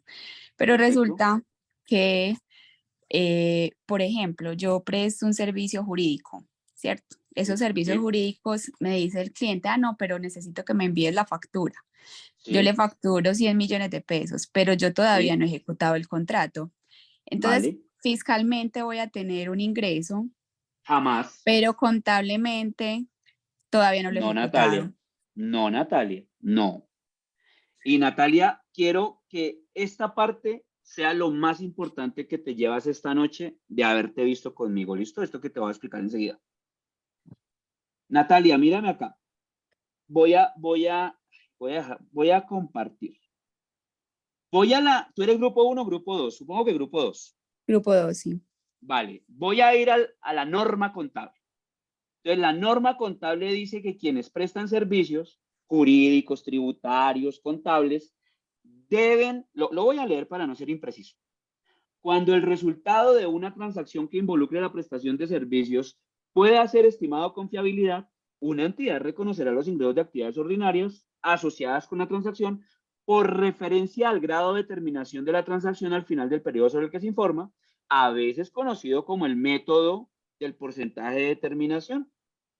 Entonces, Natalia, vamos a poner tu ejemplo. Hoy, 7 de julio, tú emites una factura. ¿Vamos bien? Sí, Pero no has prestado el servicio. ¿Estamos de acuerdo? sí, Contablemente no puedes reconocer un ingreso. No, exacto. última Pero palabra. fiscalmente ya existe. Tampoco, Natalia. Natalia, No ¿quedamos emite claros en la lo contable? factura. Sí, Mírame a los ojos. ¿Quedamos claros en la contable? sí, Listo. Ahora me voy al estatuto tributario. ¿Lo estás viendo? sí. Artículo 28. Lo voy a leer y tú me das tu interpretación. Realización del ingreso para los obligados a llevar contabilidad. ¿Tú estás obligado a llevar contabilidad? Sí, Sigo. Para los contribuyentes que estén obligados a llevar contabilidad, los ingresos realizados fiscalmente en renta son los ingresos devengados contablemente en el año o periodo gravable. Es decir, si tú no has devengado el ingreso contable, no tienes ingreso fiscal en renta. Te lo juro. bueno, me generaba la duda era por el tema de la factura electrónica, No, pero te lo voy a resolver. Deje de compartir la pantalla y voy a buscar otro documento para que no te quede ninguna duda, ¿vale? dale. Eh, Antes de eso te hago una pregunta. ¿Te ha tocado diligenciar el formulario 2516 de la conciliación fiscal que se le envía a la DIAN? Sí, Vale. Voy a compartir la pantalla y entonces ya me vas a entender un poco mejor lo que te quiero plantear. Espérame un segundo. Ni más faltaba. Esa duda no puede quedar esta noche. Eh, Estás viendo un archivo Excel, ¿verdad? sí. Bueno, voy a ir a una hoja o una sección que tú conoces de la conciliación fiscal que se llama conciliación del ingreso contable devengado versus la facturación emitida. ¿Voy bien? Sí, Voy a concentrarme aquí en la mitad, que es lo que me interesa contigo esta noche. Voy a ampliar el tamaño para que todos lo puedan ver. Por favor, confírmame que el tamaño está bien, que todos lo puedan leer. ¿Ahí está bien? sí, ahí está bien. Vale, entonces mira lo que va a pasar. La DIAN, voy a suponer que este es el 2023, que se reportará por allá en 2024. Entonces, estamos haciendo la conciliación fiscal del año 2023, que se reportará en 2024. Entonces, la DIAN dice, hágame un favor, de las facturas que usted emitió en el 2023, desde el 1 de enero hasta el 31 de diciembre, yo quiero que por favor en la columna 5 me informe cuáles fueron devengadas como ingreso en periodos anteriores. Me explico. ¿Qué tal que en diciembre del año pasado yo sí haya prestado el servicio, pero no lo haya facturado? Por la razón que quieras, vacaciones colectivas, el cliente no me la recibió, lo que tú quieras. Entonces yo dejé de vengado el ingreso porque presté el servicio o entregué el bien, pero la factura solo la hago en enero o febrero del 2023. La DIAN entiende eso, por eso la DIAN dice, venga, esas facturas del 2023 que realmente fueron devengadas como ingreso en el 2022, póngamelas aquí en la columna 5. Siguiente columna. Las facturas del 2023 que fueron devengadas como ingreso en el 2023. Yo supongo que ahí está el 98% de las facturas. Siguiente columna. Por favor, indíqueme cuáles de sus facturas del 2023 no fueron contabilizadas como ingreso, pero sí como un ingreso diferido, es decir, como un pasivo, porque el cliente le pagó por anticipado. Entonces uno recibe la plata, como no ha prestado el servicio, entonces dice pasivo ingreso recibido por anticipado. Bueno, y la última columna, la DIAN dice, venga, muéstreme aquí las facturas del 2023 que solo fueron facturas, que no generaron un ingreso y que no fueron un pasivo porque no le pagaron por anticipado. Lo que te quiero decir, O sea, y Natalia, ahí. es que, a ver, te lo voy a decir de una manera muy sencilla. No está mal confundir amor con amistad. Eso no es grave. Lo que sí es grave es confundir factura con ingreso. Eso sí es gravísimo. Emitir una factura per se no implica tener un ingreso. Tener el Eso sí ingreso. quiero que te quede claro. Ujú. ¿Listo? Muchísimas gracias. Bueno, con gusto. Mayra, ¿puedo seguir? No, señor, tenemos más preguntas. Dime. El señor Edgar nos pregunta cómo aplica cuando los ingresos por actividades ordinarias son ingresos de portafolio, como CDTs, bonos y acciones que cotizan en bolsa. Ah, ok. Contablemente, si están medidos a valor razonable, el ingreso lo marcará por las variaciones del valor razonable. Si aumenta el valor de cotización, ingreso contra mayor valor del instrumento. Si disminuye el valor de cotización, un gasto contra menor valor del instrumento. A esas inversiones no se les calcula deterioro porque están medidas a valor razonable. Ahora, tributariamente es diferente, porque el artículo 33 del Estatuto Tributario enseña, pues, si son instrumentos de patrimonio, si son instrumentos de deuda. O sea que tributariamente funciona diferente. Listo. ¿Qué otra pregunta tienes para mí? La señora Gloria Castaño nos pregunta, ¿cómo cambiaría el concepto de influencia significativa? Ok, como se está cambiando el concepto de control, eso automáticamente irradia el concepto de influencia significativa. Algunas entidades llegan a la conclusión que tienen influencia significativa porque no tienen control.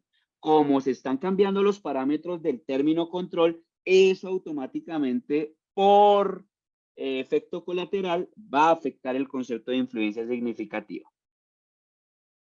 ¿Qué otra pregunta tienes para mí? La señora Giner Bolaños. Actualmente en el manejo de los costos, cuando yo como entidad soy consumidor final de los bienes al mismo tiempo de los bienes tanto en lo contable como en lo fiscal, hoy debo registrar por los ingresos fiscalmente, generar la factura de venta, así como para justificar costos y deducciones por dichos costos y gastos, no la podría manejar por los cambios para las NIF. ¿No trae cambios para este manejo? A ver, trato de entender la pregunta. Digamos que como están las reglas de juego hoy, yo devengo un ingreso cuando presto el servicio o entrego el bien, sin importar si en ese momento estoy emitiendo la factura o no. A contrario sensu, cuando yo incurro en costos y gastos, yo devengo el costo o gasto cuando incurro en él, sin importar si la factura electrónica de venta está en ese momento.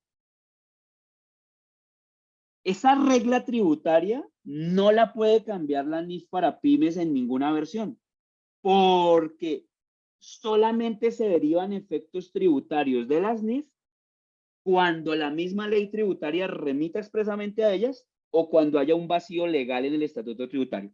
Y eso no ocurre en el tema que estamos hablando de ingresos, costos y gastos. Ok. Mayra, ¿más preguntas para mí? Sí, señor. Tenemos más preguntas. La señora Marta Loaiza nos pregunta, ¿y la causación del impuesto? Marta, no te entiendo la pregunta. Marta, si podemos activar tu micrófono e interactuamos, estaría muy bien. ¿Es posible? Ya tiene habilitado el permiso para que pueda activar su micrófono, señora Marta.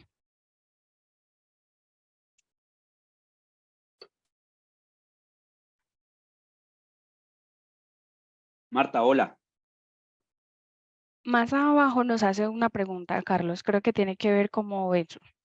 Dime. Dice que según el artículo 429 del Estatuto Tributario, el impuesto se causa en las ventas en la fecha de emisión de la factura o documento equivalente. Y a falta de estos, en el momento de la entrega, aunque se haya pactado reserva de dominio, pacto ¿Quién de te red, está escribiendo? la señora Marta Loaiza. Marta, ¿puedes activar tu micrófono? Dice que en este momento no tiene habilitado el micrófono, Bueno, pero ya lo tenemos habilitado, señora Marta. bueno, entonces concéntrense aquí en mí. Marta, ¿ya?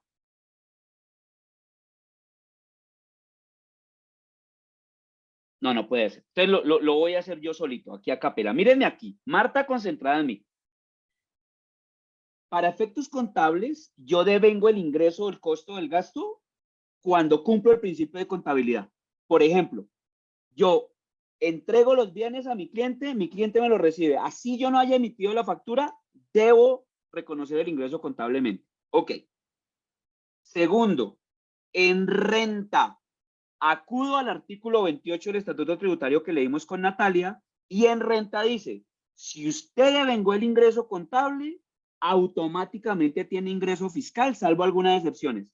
Es decir, que aún sin factura en ese momento, hay ingreso tributario en renta. Para efectos de ICA, Industria y Comercio, el artículo 342 de la ley 1819 incorporó un parágrafo, el tercero, al artículo 196 del decreto ley, diciendo que las normas del artículo 28 del estatuto, en lo que sea pertinente, se aplican en industria y comercio. Por lo tanto, si yo devengué un ingreso contable, también tengo ingreso tributario en industria y comercio, así no haya emitido aún la factura. Ah, el IVA es diferente. El IVA se regula por el artículo 429 en lo que tiene que ver de la óptica del vendedor. Y ese artículo dice, para la venta de bienes, lo que ocurra primero en emitir la factura o entregar los bienes. Entonces voy a poner dos ejemplos. Primer ejemplo, yo entregué la mercancía en diciembre del 2023, mi cliente me la recibió a satisfacción, pero la factura la emití en enero del 2024. Para el vendedor, pregunta, ¿hay ingreso contable? Sí, porque entregó la mercancía. Así la factura sea de enero. Segunda pregunta, ¿hay ingreso fiscal en renta en el 2023? Sí, porque el artículo 28 le enseña eso. Tercero, ¿hay ingreso fiscal en industria y comercio? Sí, porque el artículo 342 de la ley 1819 le enseña eso. Cuarto, ¿hay IVA? ¿Debo generar el IVA? Sí, porque a pesar de que la factura sea de enero del 2024, usted entregó la mercancía. Y el artículo 429 en el literal A enseña eso. Cambio el ejemplo para que se entienda. Un cliente me busca en diciembre del 2023 y me dice, Carlos, présteme sus servicios. Y yo le digo, qué pena, pero en diciembre yo no trabajo. Carlos, pero es que tiene que ser usted y nadie más que usted. Le digo, hagamos una cosa. Yo puedo prestarle el servicio la última semana de enero del 2024, pero si usted quiere comprar mi disponibilidad, págueme por anticipado hoy en diciembre del 2023. El cliente me paga por anticipado en diciembre de 2023. Yo le emito una factura electrónica de venta con validación previa de la DIAN. Pero el servicio solamente se lo prestaré en enero del 2024. Primera pregunta, ¿hay ingreso contable para mí? No, yo no he prestado ningún servicio. ¿Hay ingreso fiscal en renta? No, el artículo 28 del estatuto enseña que si no hay ingreso contable no hay ingreso fiscal en renta. ¿Hay ingreso fiscal en ICA? No, a pesar de que hay factura. Pregunta, ¿debo generar el IVA? Por supuesto, porque el artículo 429 en el literal se dice, lo que ocurra primero, terminación del servicio, emisión de la factura o pago o abono en cuenta. Nos dicho, para que esto se entienda mejor, hay que desembarazarse de la factura, hay que desmitificar la factura. La factura, recuérdenlo, usted puede confundir amor con amistad, vaya y venga. Lo que no puede confundir es factura con ingreso, eso sí, fatal. Mayra Alejandra, preguntas para mí, ya vamos Sí, señor. terminando esta parte. Dime. Tenemos pregunta. En relación Dime. con la pregunta que nos hizo el señor Edgar sobre los ingresos de los CDTs, los bonos y las acciones, nos dice, Ujú. eso lo entiendo, pero para los cambios, ¿cómo aplico los 5 pasos? ¿Puede volver a explicar la última parte de la factura Ah, versus ingresos, por favor? Edgar, una cosa. Resulta que la NIF 15, que ahora la sección 23 se va a alinear con ella, en ese punto de los 5 pasos, habla de contratos con clientes. Y fíjese que el primer paso es identificar los contratos con un cliente. Cuando usted tiene instrumentos financieros que le generan rendimientos, usted no tiene un contrato con un cliente. Esos ingresos se regulan por la NIF 9, o bien porque están medidos a valor razonable, o bien porque están medidos a costo amortizado. Pero no se predica toda esta lógica porque no estamos hablando de un contrato con un cliente. Buena pregunta. ¿Qué me decías después, Mayra? Que si podría explicar, por favor, la diferencia, permítame, yo voy a revisar nuevamente, a explicar la última parte de la factura versus los ingresos. ¿Quién te pregunta? El señor Edgar. Edgar, ¿es posible que activemos su micrófono, por favor?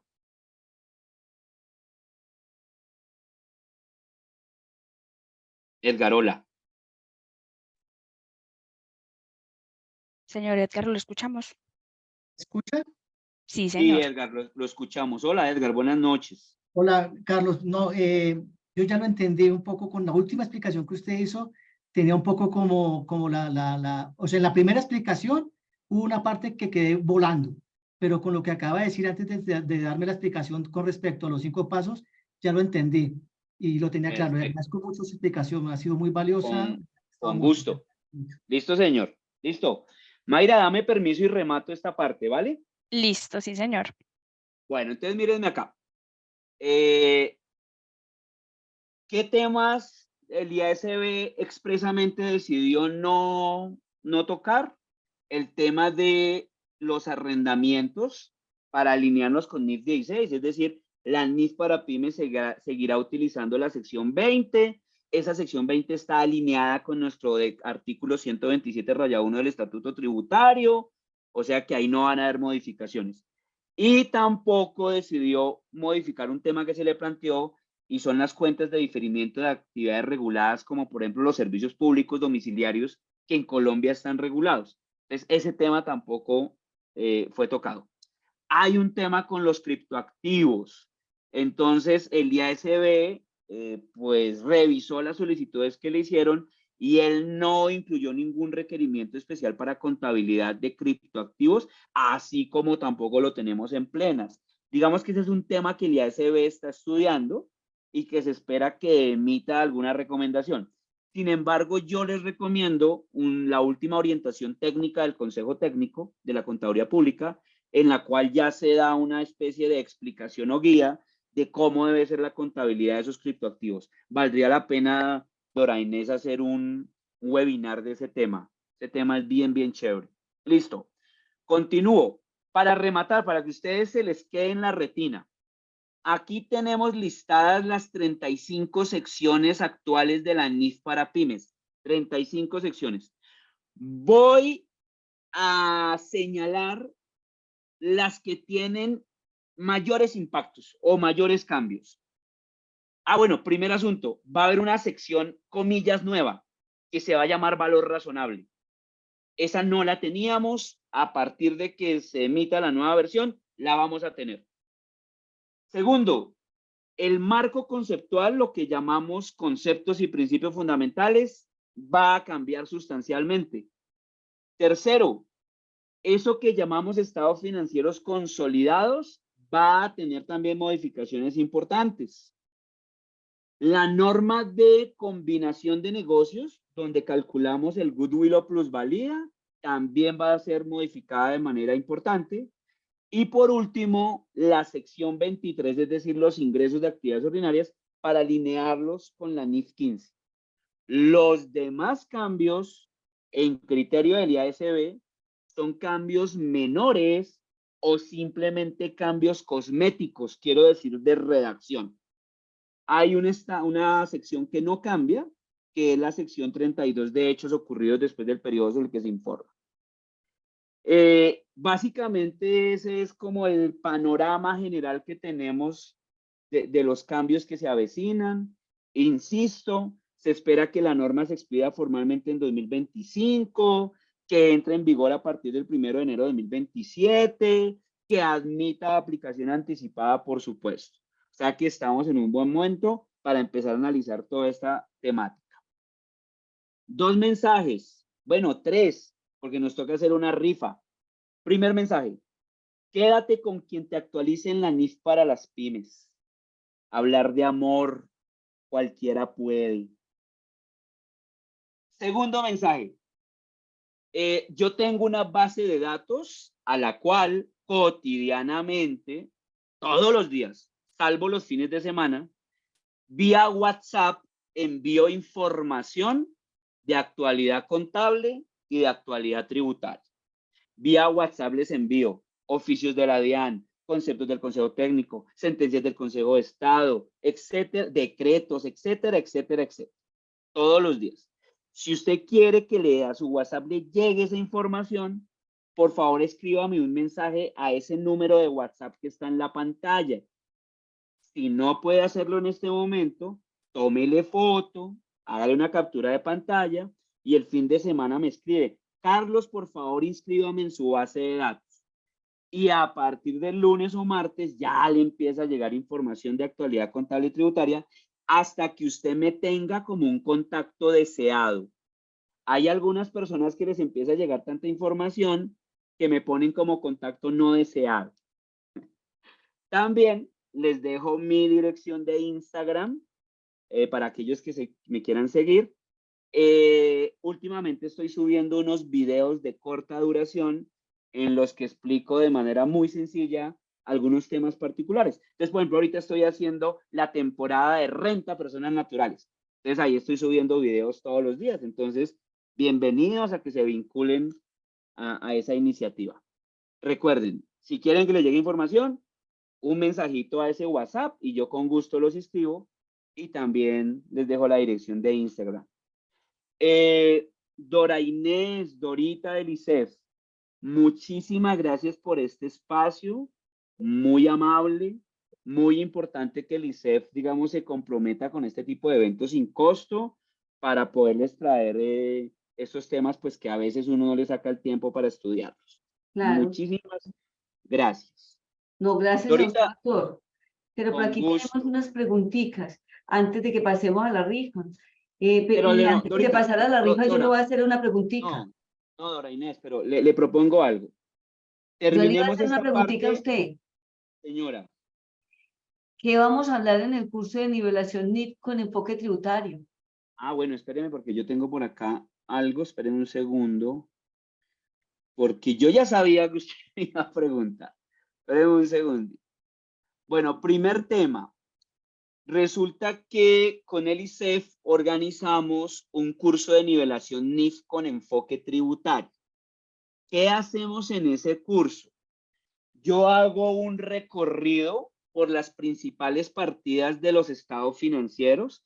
Quiero decir, instrumentos financieros incluidas las inversiones, inventarios, propiedad, planta de equipo, por todas las principales partidas del estado financiero.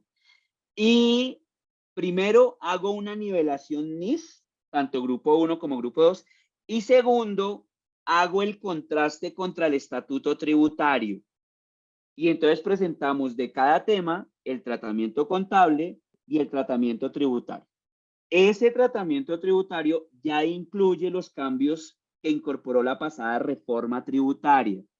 Entonces, para aquellas personas que sientan la necesidad de recordar conceptos NIF o volverse más fuertes en conceptos NIF, pero además entender el efecto tributario de las NIF, este es el curso ideal.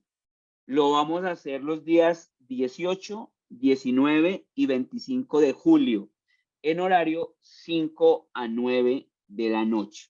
Entonces, súper invitadas o invitados a que nos acompañen a este curso de nivelación NIF. Y el 27 de julio, doctor, coméntenos el 27 de 26. julio, declaración de renta. 26. Perdón, 26, sí. Entonces, por acá también tenemos un taller de renta de personas naturales, taller, es decir, tomo un ejercicio y desarrollo todo el ejercicio de una declaración de renta de persona natural. Esto lo vamos a hacer el 26 de julio en horario 4 a 9 p.m.